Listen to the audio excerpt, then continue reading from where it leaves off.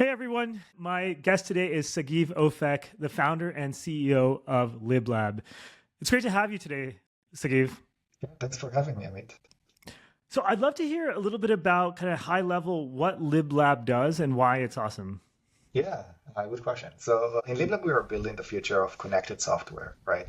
When you think about it, software is awesome, but it's very isolated, and it's much more powerful where it can connect to other type of software, right? So Slack is much more powerful. It can if it can be connected to your Jira and connected to your GitHub and so on and so forth. So we're building the future of connected software, and the way we think about it is we're starting with SDKs because SDK give you access to all those different services. And right now it gives access to developers, but we're building many more layers on top of that that will give access to pretty much everyone else other than developers. So in a nutshell, we're building a connected software world.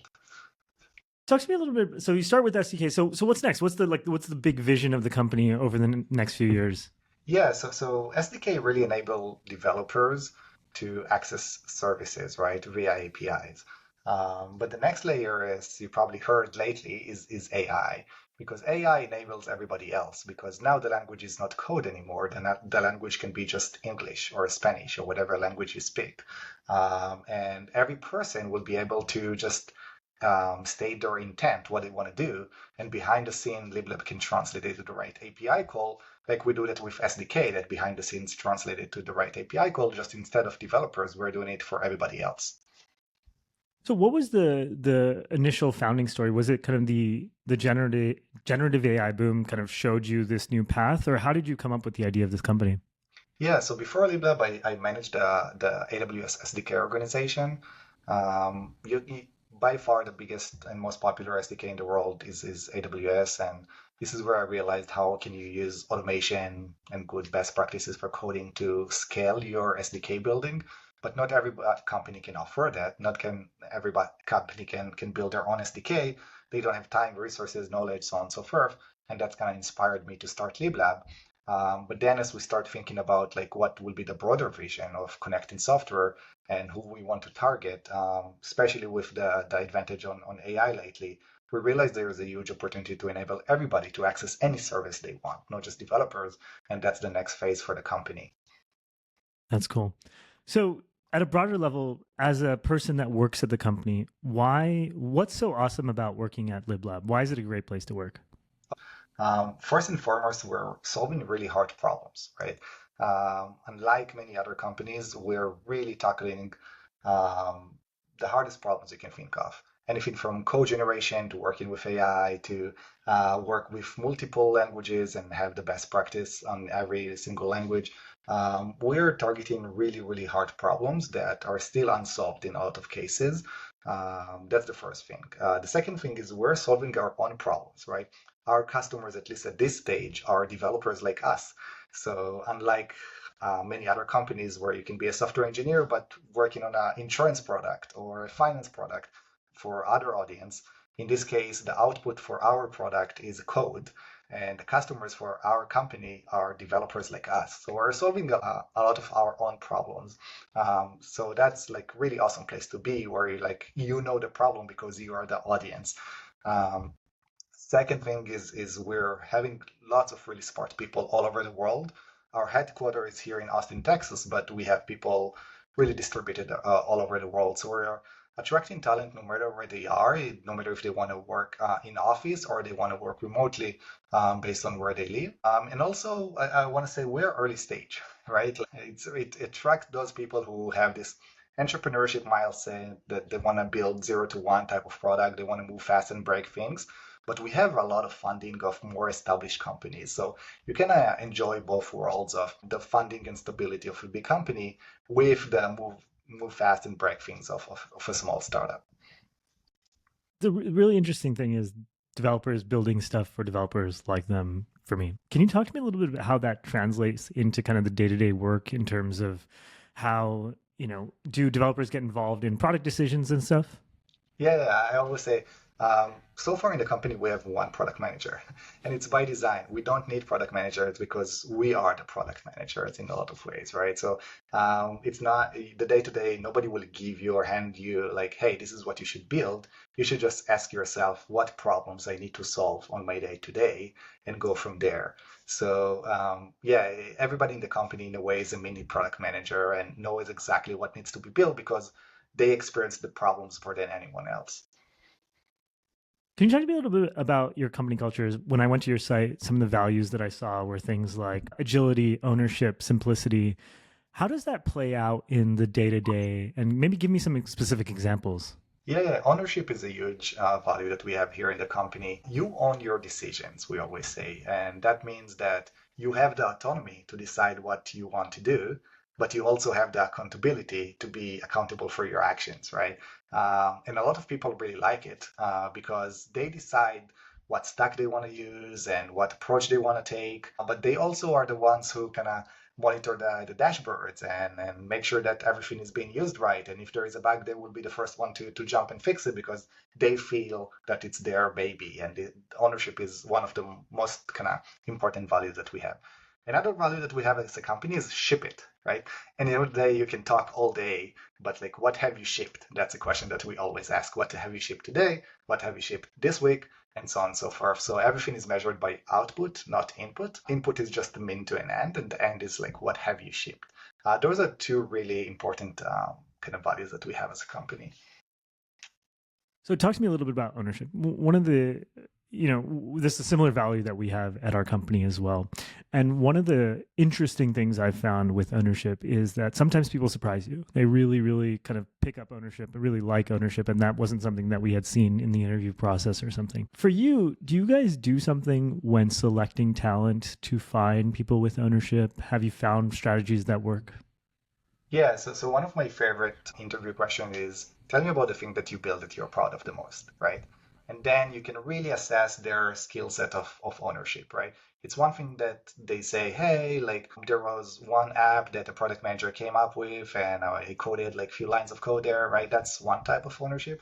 Another type of ownership is like, hey, the company wanted this direction, but I really thought that this is gonna work much better, and I spent all weekends and nights proving them wrong, right? And I built this app from the ground up and everybody was happy. That's another type of ownership, and really, really like the other type of ownership, the people who want to prove you wrong by working extra hard and kind of show you the results.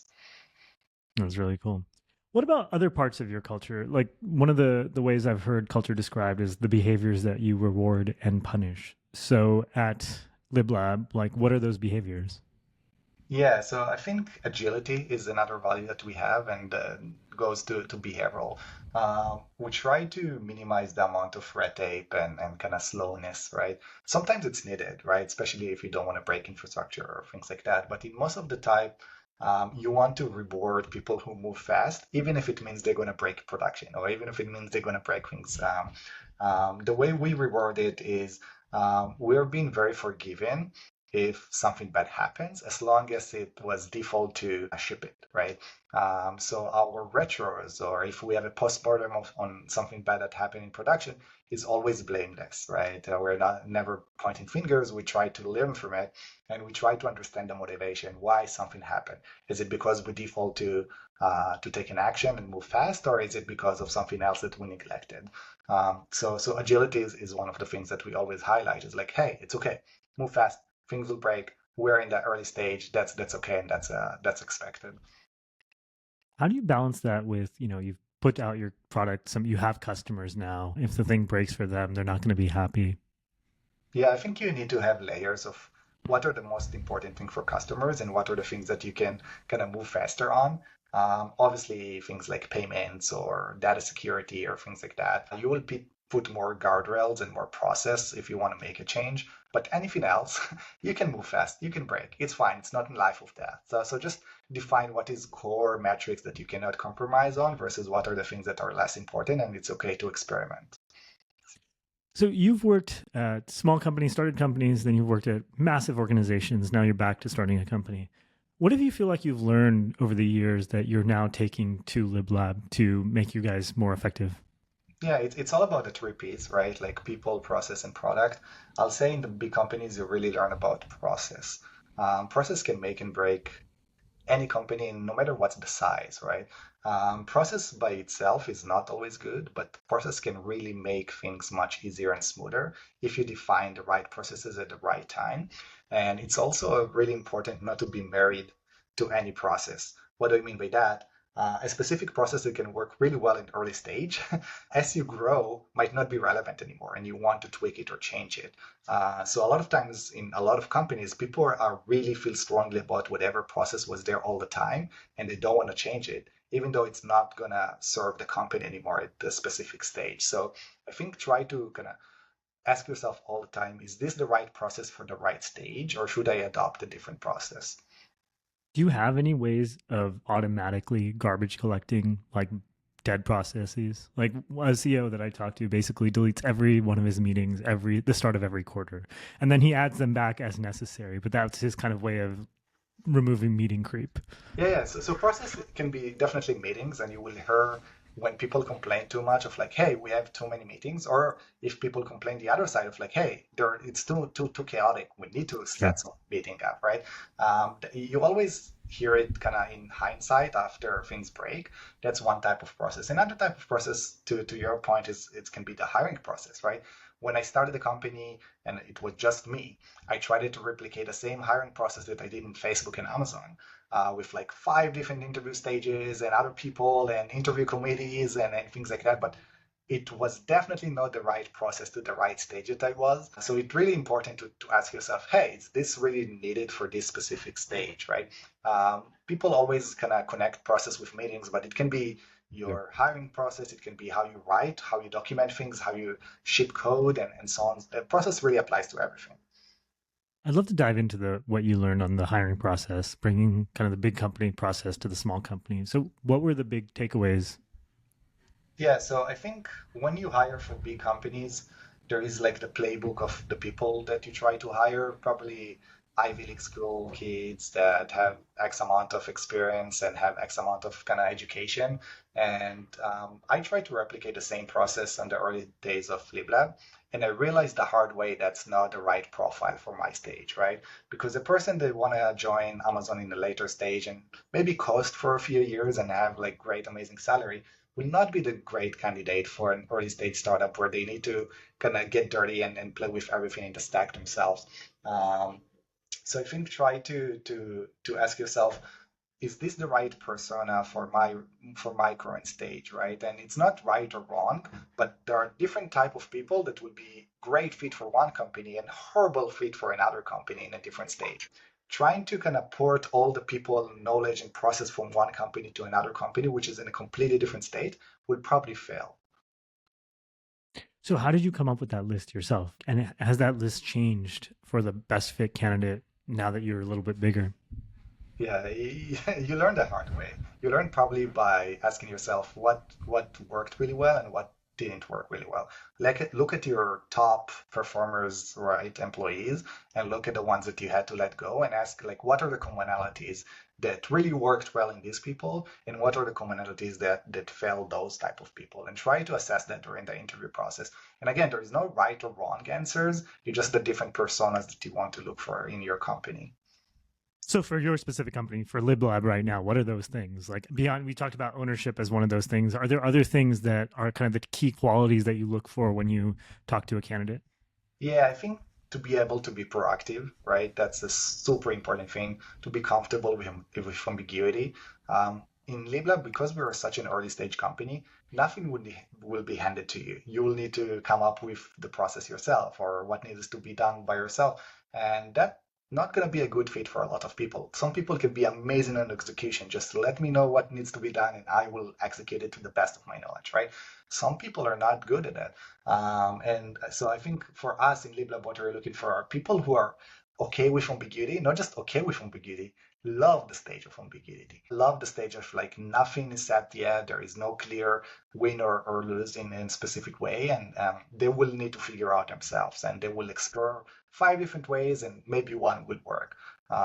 Again, those people are more risk takers, but again, that's the type of persona that we're looking for in this stage. Obviously, combined with high intelligent, high bias for action, and then at the end of the day, kind of align with our ship it and ownership kind of type of values. Are there ways that candidates can stand out when applying? One of the reasons why we're talking is you guys get a lot of applicants. What do you look for when you look at a resume, and how can people get in kind of the front of the line? Yeah, I think show us what you did.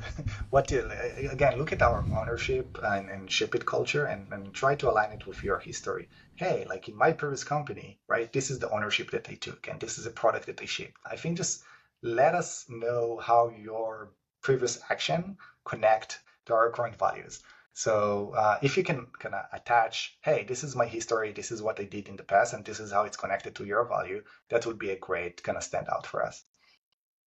So one of the things that's changed over the last few years is AI and how it helps people in the day-to-day process, writing code and stuff like that. And we've heard things like, oh, we've had to change our interview process because of that. Have you guys changed anything in your hiring because the AI tools that are out there? Going back to what I learned in coming from big companies, we used to have all those whiteboarding coding sessions of like, hey, can you traverse binary tree and do it in kind of log n, kind of less than log n time. Like all those like coding challenges that people do on a whiteboard don't gonna be apply anymore with AI, right? Because anything that you can prompt an AI to do and AI will output, you're probably gonna use AI for, right? So what are you actually gonna be looking for are people who can work with an AI as a companion, right, to solve really hard problems. If you're looking for someone who will output an algorithm based on specific kind of question, you can use AI for, right? So try to ask yourself, am I looking for people who can just do whatever calculator and AI can do? Or can I look for those problem solvers who can think a level above and use AI or other tools to solve those problems? We're not doing any coding, live coding session of like, hey, can you solve this algorithm? We're giving candidate like a take-home task, right? Like, hey, here is a problem, figure out how to solve it. Use AI if you want, use whatever tool you want, right? And we are just gonna inspect the final result because at the end of the day, this is how your day-to-day gonna look like. And we're not gonna prevent people from using AI tools or look at Stack Overflow or whatever in order to solve their problem. We actually expect them to do that. So what we want to see is how above and beyond they go on solving this problem. It's one thing just to hand you whatever the AI does. It's another thing to kind of have retrospective and give some other suggestions on other directions on top of that and how they will evolve their future kind of solution. I agree. Like, I think having things that are close to real world work the best. But one of the issues that I've seen in the past because of that is if you give a take home, if you give something longer, candidates talking to a lot of people, they might not be able to finish it or they might push you off till later. Are there things that you do to make sure that people get through the process? Yeah, that's actually a problem that we also noticed. And I think if you give people a too long take home, they will not do that, right? Or the one who do that, it's kind of self-select kind of audience that either don't have any other choice or any other Yep. job offer, right, that you might not want, or people are extremely passionate about your specific job and role and want to join you no matter what, right? So I think um, finding the ones who are coming from the right reasons or in the right fit for the company will help. But overall, we're trying to limit the number of kind of take-home task hours that people need to dedicate. Because if you go to an on-site with a company, let's say it's a full day on-site, right, of like 4 different interviews, that's a 4 hours commute, another hour or two. So they're gonna spend 6, 7 hours right in an on-site with a company. If you give them a take-home task that's gonna take 2, 3 hours, so you cut their time in half, right? You made it much more productive for the company and much more productive for the candidate. So I think just explaining them of like, hey, the take-home task should be up to 2, 3 hours, then it will solve your problems and our problems to assess your coding skills will save a lot of time for both sides. Awesome.